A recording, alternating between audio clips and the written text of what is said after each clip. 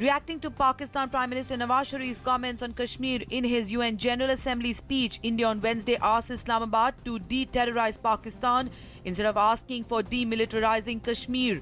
India called Pakistan the prime sponsor of terrorism and accused Islamabad of breeding terrorists. Sushma Swaraj attended the ministerial meeting of the Gulf Cooperation Council countries held on the sidelines of the 70th session of the United Nations General Assembly. She held bilateral meeting with Deputy Prime Minister and Finance Minister of Syria, Walid Al-Mualem, in New York. The minister also held bilateral meeting with Sri Lankan Finance Minister Mangala Samaravira.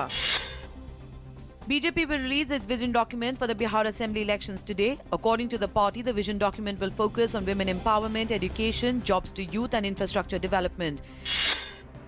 Election Commission has banned the publication and dissemination of exit polls of any kind from 12th October, the first phase of Bihar Assembly election, till 5th November when the last phase of polling ends.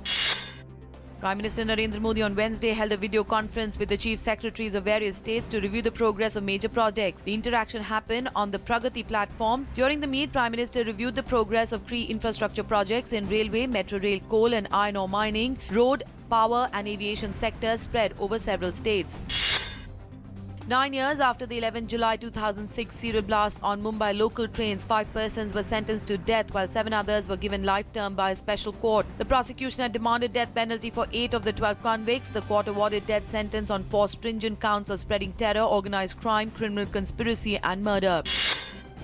Call drop problem on telecom networks to improve by the end of next month. Asserting that the problem of call drops has begun to improve, Telecom Minister Ravi Shankar Prasad on Wednesday said mobile operators on their own are showing the shortcomings. He assured public that his ministry is constantly monitoring the situation and most steps to contain the problem have already been taken, including permission to install telecom towers on government buildings.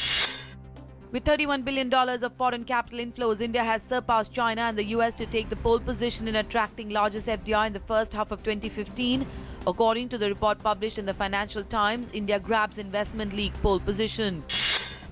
After the Reserve Bank of India cut repo rate by 50 basis points on Tuesday, banks have started passing on the benefit to consumers. Public sector banks like SBI, Punjab National Bank, Bank of Baroda, IDBI, including private sector bank Axis Bank, have cut their lending rates.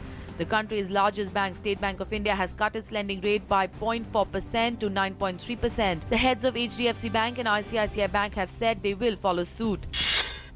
Russia on Wednesday launched its first airstrike in Syria following its military build-up in the embattled country. 36 civilians, including 5 children, were killed in the airstrike in the central Syrian province of Homs. The raids were carried out after Russian President Vladimir Putin was granted permission from parliament to carry out airstrikes in Syria. The war in Syria and Europe's migration crisis takes center stage at the United Nations on Wednesday as world leaders work to overcome deep divisions on how to confront the turmoil. UN Secretary General Ban Ki-moon separately hosts a meeting aimed at agreeing on a global response to the exodus of hundreds of thousands of migrants to Europe, many of whom have fled the war-torn Syria. In China, at least 7 people have been killed and dozens injured in a series of explosions in a small town in the southern region of Guangxi. 17 bombs went off in a number of places in Lichuang County, including government buildings. Authorities say they are not treating the attacks as terrorism. A 33-year-old man is being held as a suspect. The Palestinians raised their flag at the United Nations for the first time as President Mahmoud Abbas called on the world body to grant them full membership. UN Secretary General Ban Ki-moon and Abbas presided over the pact ceremony in the Rose Garden after the Palestinian leader launched a searing attack at the General Assembly on Israel's continued occupation.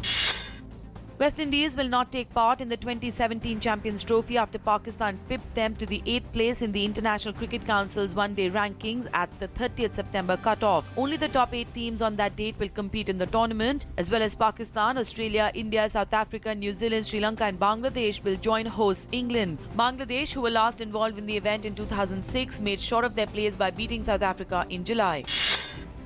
International Day of Older Persons is being observed today as a mark of respect to them for their contribution in nurturing young ones. Theme for this year is sustainability and age inclusiveness in the urban environment.